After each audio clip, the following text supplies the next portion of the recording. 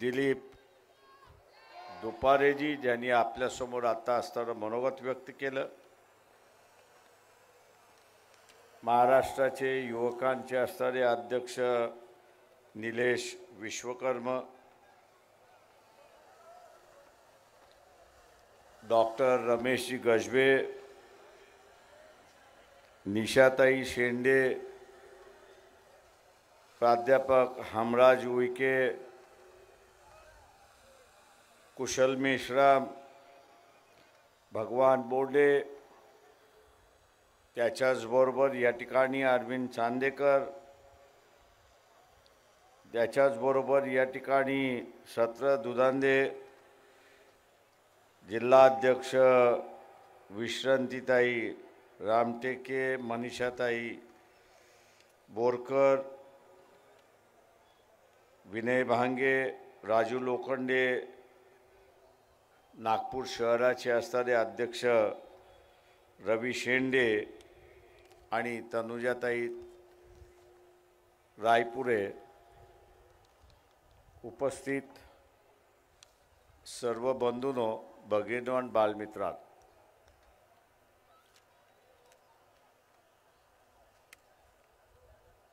लोकसभेच्या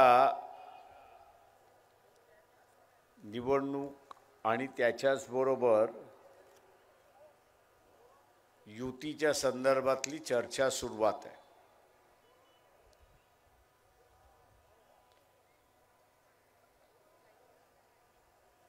आणि चर्चेच्या संदर्भातलं उलटसुलट बातम्या यायला सुरुवात लागली।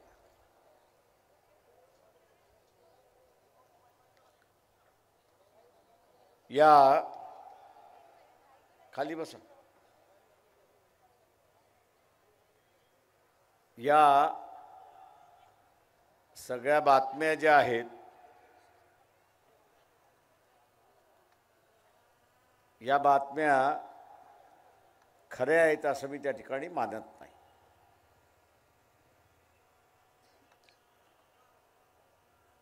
दोन 2024 नंतर निवडणुका होणार नाहीत असंही त्या ठिकाणी म्हटलं जाते। RSS BJPचं सरकार पुन्हा आलं तर ते निवडणुका घेणार नाहीत। पंतप्रधान म्हणतात आहेत की आम्ही 400च्या वरती जागा घेऊ।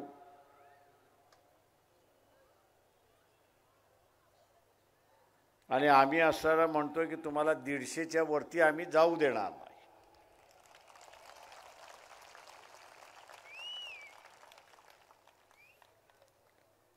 आता हे जे आम्ही 150 म्हणतोय ते आपल्या जोरावरती म्हणतोय हे लक्षात घ्या।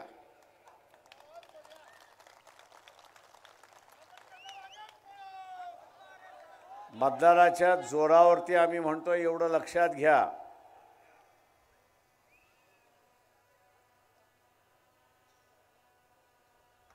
जे काही काल मसुदा सादर करण्यात आला त्याच्या एका याच्यावरनं चर्चा फार झाली।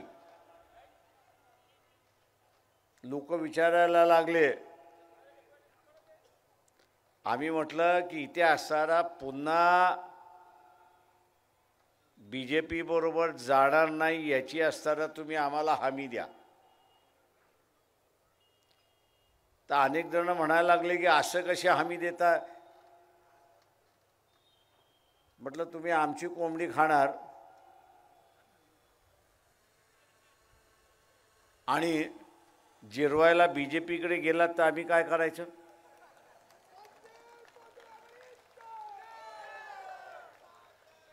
आणि म्हणून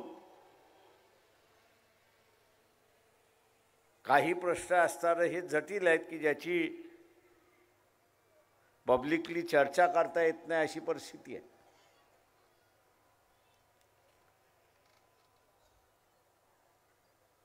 काका शेवटी मतदाराला विश्वास देणं हा महत्त्वाचा आहे।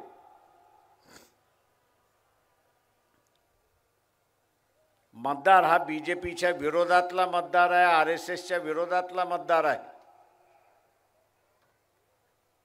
त्याला खात्री पटली पाहिजे की आपण असताना पुन्हा जाणार नाही याची।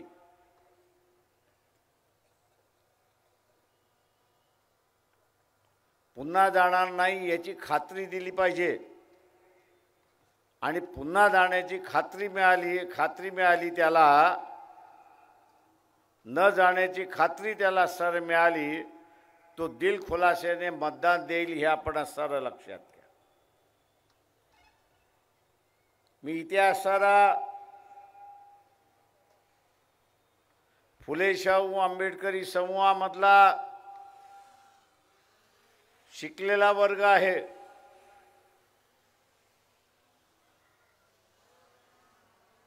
त्याला सर आवाहन करतोय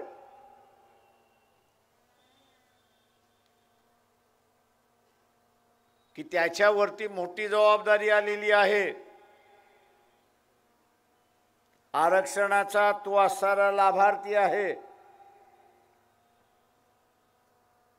आरक्षणातला तो हुशार आहे म्हणून त्याला नोकरी लागली.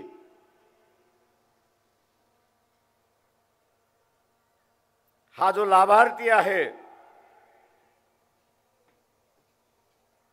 या लाभार्थ्याने आता सज्ज झालं पाहिजे. सज्ज कशासाठी झालं पाहिजे तर संविधान वाचवण्यासाठी सज्ज झालं पाहिजे.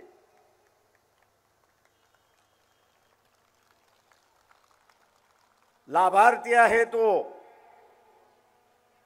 आणि म्हणून त्याने या निवडणुकीमध्ये त्यांनी किंवा त्याच्या नातेवाईकाच्या मार्फत योगदान दिलं पाहिजे हे आपण लक्षात घ्या.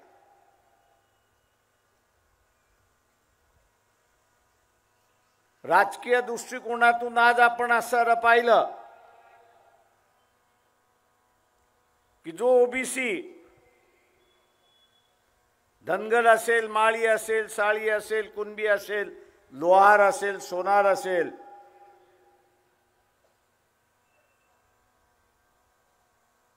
जरांगे पाटलाच्या आंदोलनामुळे जागृत झाला. त्याच्या हक्काची आणि अधिकाराची त्याला जाणीव झाली.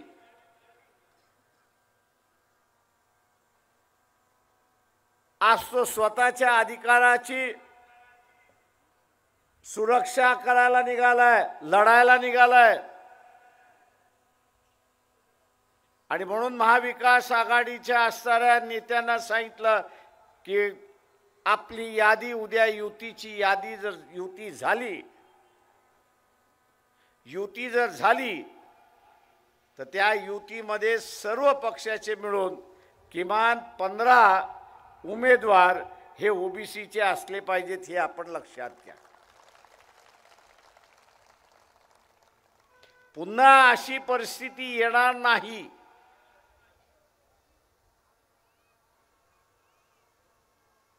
आहे दक्षता आपल्याला घ्यायची असेल आणि ती घ्यायची आहे तर लोकशाहीमधले जे उमेदवार आहेत या उमेदवारांचं सामाजिकरण झालं पाहिजे हे लक्षात. तर नाही तर आपल्याला सरळ दिसतं एक तर कुणबी समाजातला उमेदवार नाही तर पाटील समाजातला उमेदवार, यांची उमेदवाराची यादी याच्या बाहेर जातच नाही. किमान 15 दिले तर उरलेले उमेदवारी जे आहेत ते या दोन समूहाला आपल्याला देता येतात अशी परिस्थिती आहे. तुम्ही उमेदवारीच दिली नाही तर ते त्यांच्या अधिकाराचे संरक्षण कसे करणार अशी असणारी परिस्थिती आहे. आणि म्हणून मी हा जो आरक्षणाचा लाभार्थी आहे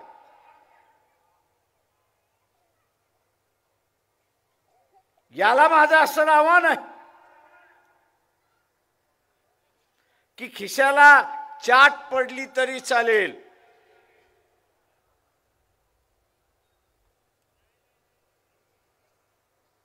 आतापर्यंत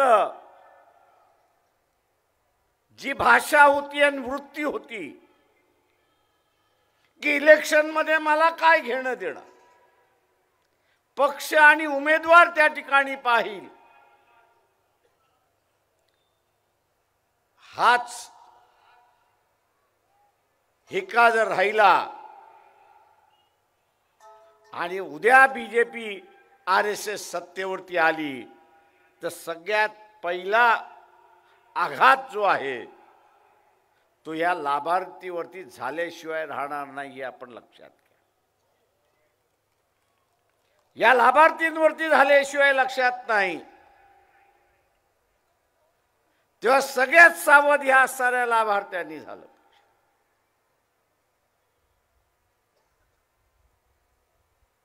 ज्या प्रमाणात इथला विरोधी पक्ष बोलण्याची हिंमत नाही, ताकद नाही, त्यालाही भीती वाटते की आपल्या पाठीमागे ईडी येतोय का. ज्याच्यावरती धाडी घातल्या जात आहेत, मग तो व्यापारी असेल, तो राजकीय नेता असेल, तो कारखानदार असेल, तर अशाच लोकांवरती घातल्या जातंय की जे या संविधानाला मानतात, मानवतेला मानतात आणि निधर्मी पक्षाला मानतात.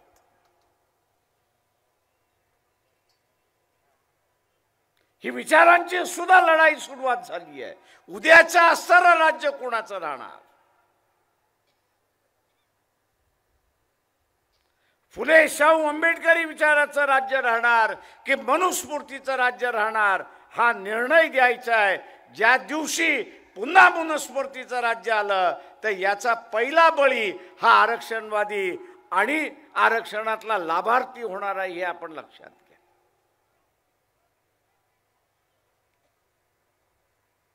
तेव्हा स्वतःच्या सुरक्षितेसाठी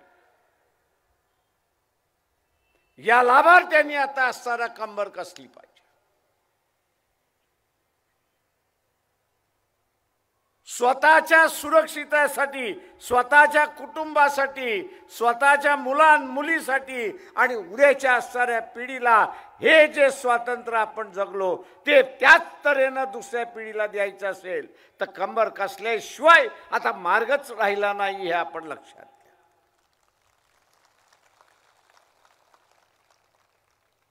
आणि मग खिशाला 10,000ची चाट बसली तरी आपण असणारा सहन केली पाहिजे. खिशाला 10,000ची चाट बसली तरी आपण असणारा सहन केला पाहिजे.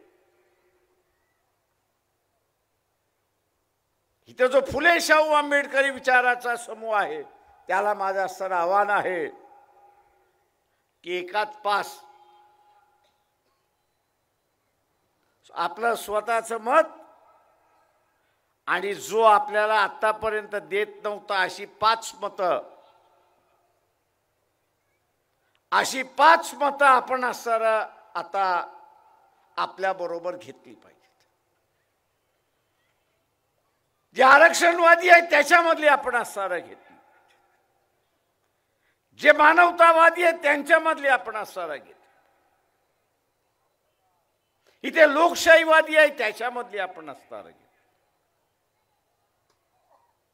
आणि प्रत्येक आंबेडकर फुले शाहू आंबेडकरवाद्याने ही 5 मतं गोळा केली तर विजय हा आपला निश्चित आहे, हे असणारं लक्षात घ्या.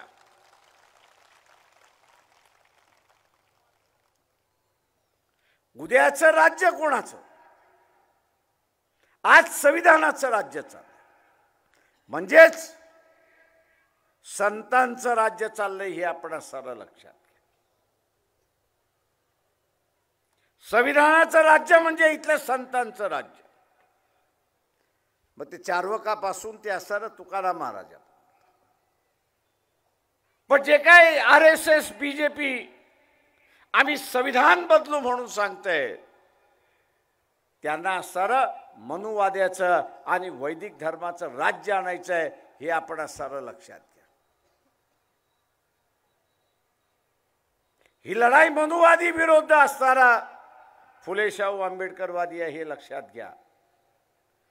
आणि म्हणून 150 वर्ष होऊन गेली. महात्मा फुले, सावित्रीबाई फुले यांना जाऊन 150 वर्ष होऊन गेली, 4 पिढ्या गेल्या, तरी आपण बघत असाल की महात्मा फुले आणि शिवाय सावित्रीबाई फुले यांना आजही शिव्याची लाखोली त्या ठिकाणी व्हायला जाते. आजही शिव्याची असणारी लाखोली त्या ठिकाणी व्हायला जाते. कारण का तर या बदलाचे ते असणारे जनक आहेत हे आपण लक्षात घ्या. आधुनिक काळामधल्या बदलाचं जे आहेत ते जनक आहेत. त्यांनी इथल्या मनुवादी व्यवस्थेला आग लावली आणि बाबासाहेबांनी तिला जाळून टाकली, अशी असणारी परिस्थिती आहे. आता ती पुन्हा आणायची आहे का हे आपण असणारं लक्षात.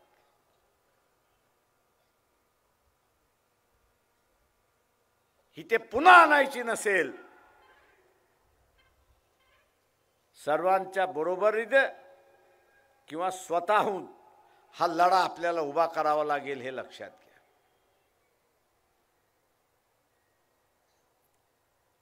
ज्यांच्या इन्क्वायऱ्या चाललेल्या आहेत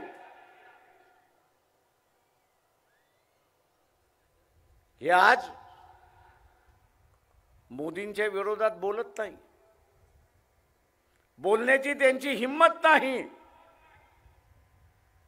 RSS बीजेपी हे म्हणते की हे हिंदूंचं राज्य आहे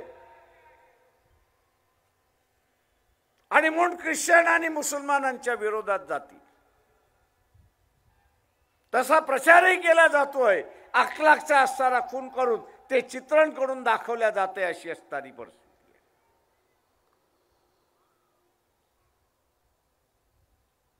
पण खऱ्या अर्थाने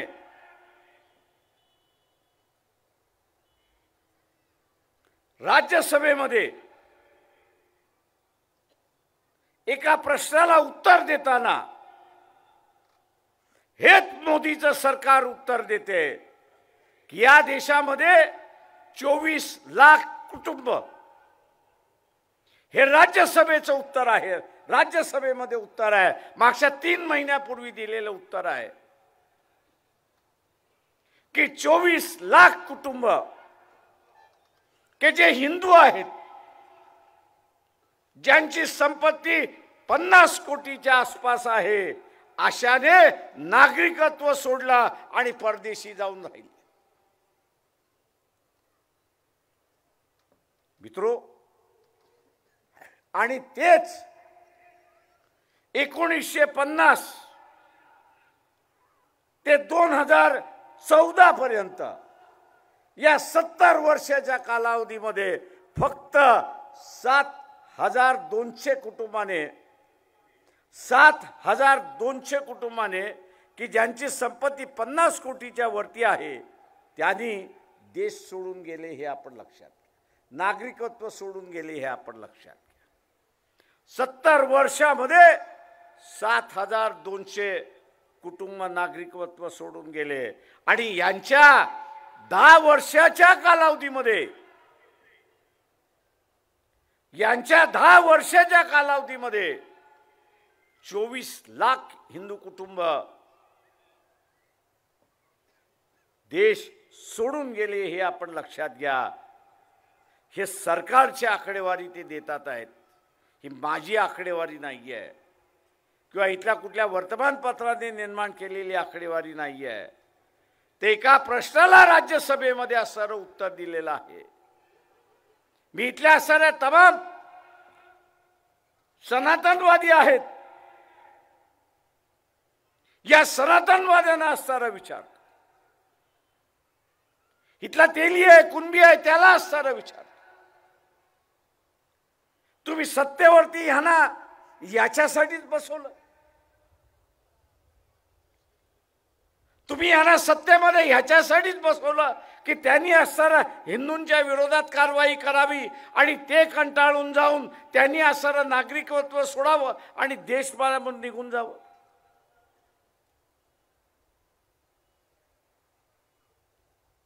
त्यांच्यावर पाळी आली, ते निघून गेले. उद्या तुमच्यावर पाळी आली तर तुम्ही काय करणार? उद्या तुमच्यावरती पाळी आली तर तुम्ही काय करणार? मी इथल्या व्यापाऱ्यांना सांगतो, सावध राहा. सावध रहा. पुन्हा मोदीला निवडून आणलं तर तुमच्या घरावरती धाडी पडल्याशिवाय लाज राहणार नाही. आज इथला व्यापारी पैसा देतोय आणि मतदानही देतोय. तो मतदानही देतोय आणि पैसाही देतोय. उद्या तुमच्या घरावरती धाडी व्हायच्या नसतील तर या सरकारला खाली खेचा आणि आपलं कुटुंब वाचवा हे आवाहन मी आपल्या सगळ्यांना करतो.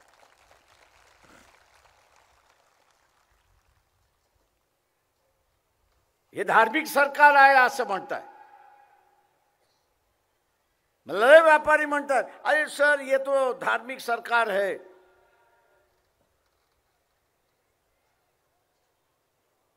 का तर मोदी असताना भगवे कपडे काढतो आणि भगवे कपडे घालतो आणि बाहेर येतो. देवाची असणारी आरती करतो म्हणून असणारा येतो. अरे बोले ये नौटंकी है. ही मोदीची असणारी नौटंकी आहे. तो जर खरा धार्मिक माणूस असता, तो खरा धार्मिक माणूस असता तर राम मंदिर उद्घाटन करताना शंकराचार्यांनी त्याला असणारा जो सल्ला दिला, अरे बाबा हा महिना शुभ महिना नाही आहे, एकही शुभ दिवस नाही आहे, पुढच्या महिन्यामध्ये शुभ दिवस आहेत, पुढच्या महिन्यामध्ये आपण असणारं उद्घाटन करू. हा जर धार्मिक असता तर त्यांनी शंकराचार्याचं मानलं असतं. बरं एक शंकराचार्य नाही, 6 शंकराचार्य त्याला सांगत होते. 6 शंकराचार्य त्याला सांगत होते. पण मी पंतप्रधान आहे हा जो हेकेखोरपणा जो आहे, हम करे सो कायदा ही जी मानसिक विकृती जी आहे ती मोदींमध्ये भरलेली आहे. आम्ही ठरवलेला आहे, मी ठरवलेला आहे, तुम्हाला यायचं असेल तर या, नाही यायचं असेल तर नका येऊ. आणि त्यांनी उद्घाटन केलं. अरे कोर्टाने सांगितलं होतं मंदिर झालं पाहिजे. कोर्टाने सांगितलेल्या निर्णयाला सगळ्यांनी मान्यता दिली. ते मंदिर होणारच होतं, ते होणारच होतं, त्याचं उद्घाटन होणार होतं. पण माझ्याच हस्ते झालं पाहिजे आणि मी ज्या दिवशी सांगेन त्याच दिवशी. हा जो हेकेखोर आहे हा धार्मिक माणूस आहे, हा धर्माला मानणार आहे की इथल्या साऱ्या एका शंकराचार्याच्या व्यवस्थेचा अपमान करणार आहे. आपण सुद्धा लग्नपत्रिका छापतो, त्याच्यावरती अमुक वाजता लग्न होईल ही वेळ आपण कोणाकडून काढतो? गावातल्या भटजीकडून काढतो. का काढतो? तर लग्नाची वेळ शुभ असली पाहिजे म्हणून आपण काढतो. होतं न होतं हा वेगळा भाग आहे त्यावेळेस. पण एक विश्वास, एक आंधळा विश्वास की जमीन जोडपं सुरुवात आपलं आयुष्य सुरुवात करतोय त्याचं समाधान आणि सुखाने व्हावं. सामान्य माणूस तो असताना करतो एक विश्वासाची व्यवस्था. आता ज्या शंकराचार्यांनी ज्यावेळेस सांगितलं त्यावेळेस पंतप्रधानांनी मानलं पाहिजे होतं. न मानता तुम्हाला यायचं नसेल तर येऊ नका, मी उद्घाटन करून मोकळा होणार, मी उद्घाटन करून मोकळा होणार. हा धर्माचा फक्त स्वतःच्या राजकारणासाठी वापरतो हे आपण लक्षात घ्या. धर्म हा स्वतःच्या राजकारणासाठी वापरतोय आणि आपली स्वतःची खुर्ची टिकावी म्हणून त्या ठिकाणी चाललेला आहे. अशा माणसाचा निषेध हा आपण सगळ्यांनी त्या ठिकाणी केला.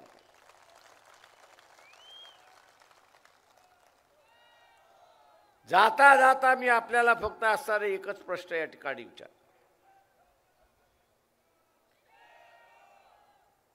आणि विशेष करून मी इथल्या असणाऱ्या लाभार्थी, आरक्षणाचे जे लाभार्थी आहेत, मग ते ओबीसी मधले असेल, आदिवासी मधले असतील किंवा इथला असणारा शेड्यूल कास्ट मधले असतील,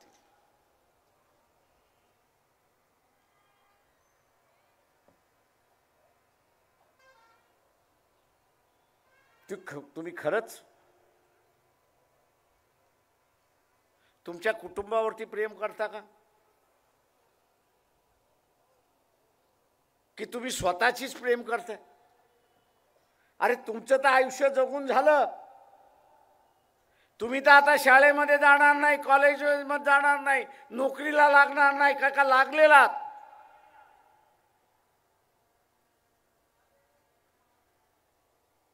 जो आघात होणार आहे तो येणाऱ्या पिढीवरती आघात होणार आहे.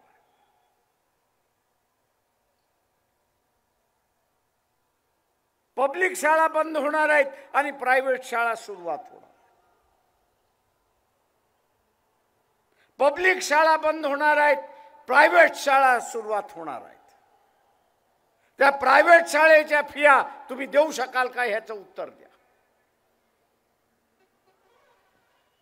स्वतःला दुसरं उत्तर द्या की आरक्षण नसतं तर तुम्ही नोकरीला लागला असतात का? आरक्षण नसतं तर तुम्ही नोकरीला लागला असतात का? आरक्षित वर्गामध्ये तुम्ही हुशार आहात म्हणून लागलेला.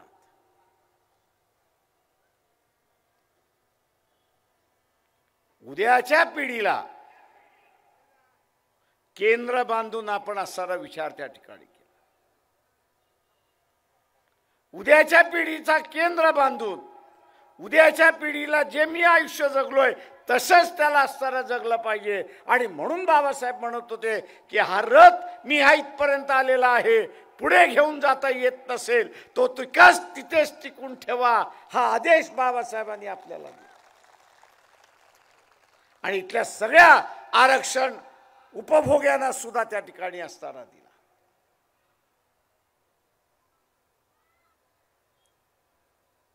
आरक्षणातले जे उपभोगी आहेत त्यांना असताना हा सुद्धा आदेश दिला. आज ते पाळणार आहेत का? की पुन्हा मोदी सारखा हेकेखोरपणा दाखवणार आहे? माझा काय त्याच्याशी संबंध? मला त्याच्याशी काय करायचं?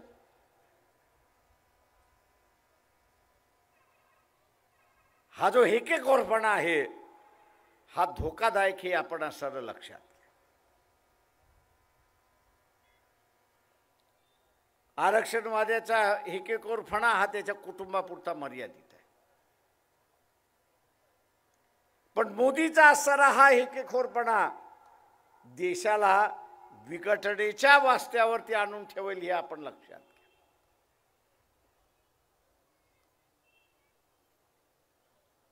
विघटनेच्या रस्त्यावरती आपल्याला आणेल हे आपण असं लक्षात घ्या. आणि म्हणून पंतप्रधान हा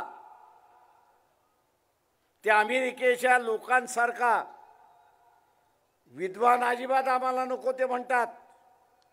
का विद्वान हा बाजारामधून विकत घेतला जाऊ शकतो आणि त्याची असणारी विद्वत्ता ही वापरल्या जाऊ शकते हे आपण लक्षात घ्या. म्हणून अमेरिकन जनता त्या ठिकाणी म्हणत असते की आमचा असणारा राष्ट्राध्यक्ष हा स्वतःच्या पोराशी कसा वागतो, हा त्याच्या बायकोशी कसा वागतो याच्यावरती आमचं अवलंबून असतं. बायकोला मारणार असेल आणि टाकून देणार असेल तर आम्ही अजिबात त्याला असणारा ठेवत नाही. का हा कुटुंब वात्सल्य नाही. राष्ट्र हे एक असणारा कुटुंब आहे. आता हा पंतप्रधान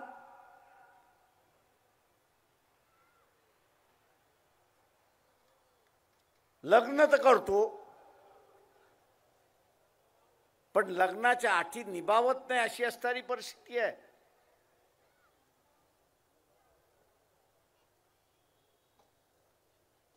लग्नाचे नियम पाळत नाही. काँग्रेसच्या महिला अध्यक्षांना एकदा मी म्हणालो होतो की तुम्ही एक चांगलं आंदोलन घेऊ शकता, आणि ते म्हणजे मोदीला आठवण करून द्या की तुझं असणारं लग्न झालंय, तुला असणारा बायको आहे, तिला फक्त एकच दिवस त्या 10 जनपद त्या पंतप्रधानाच्या घरामध्ये फक्त एकच दिवस ठेव, दुसऱ्या दिवशी हाकलून टाक. काँग्रेसवाल्यांना म्हटलं आंदोलन घ्या. ते म्हटले प्रकाश प्रश्न फारच चांगला आहे, लोकांच्या महिलांच्या जिव्हाळ्याला लागणार आहे. म्हटलं मग घ्या ना. ते म्हटले ईडी तर आमच्या पाठीमागे येणार नाही का?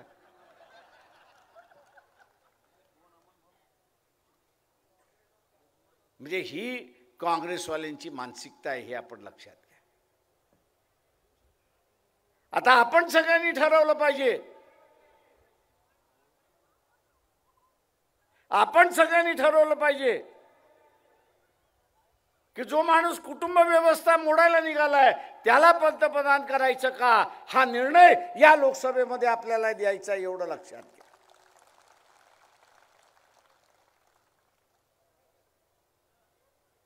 कुटुंबाची जबाबदारी नसल्यामुळे डॉक्टर रमेश गजबे तुम्ही कितीही मामला की इथं असणारा बेरोजगारी आहे त्याला काय घेणं देणं आहे? काय घेणं देणं आहे का? तो काय म्हणतो, ना आगे ना पीछे. आता ज्याच्या पुढेही नाही मागेही नाही त्याला काय समस्या कळणार?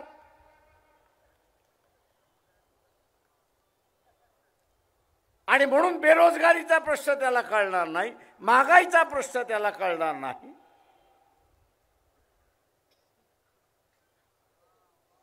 असा माणूस पुन्हा पंतप्रधान खुर्चीवरती बसवणार नाही. आणि म्हणून भारतीय जनता पक्ष RSSच्या विरोधात आपण यावेळेस मतदान कराल ही अपेक्षा मी आपल्या सगळ्यांकडून बाळगतो. आणि आंबेडकरी चळवळ, शाहू फुले आंबेडकरी चळवळ ही आपल्या पायावरती पुन्हा आपण असं उभं करूया, हे कटिबद्ध बोलू राहू, एवढं बोलतो आणि आपली सगळ्यांची रजा घेतो. जय भीम, जय भारत. लोकशाही मराठी ऐका, पहा, जागरूक रहा.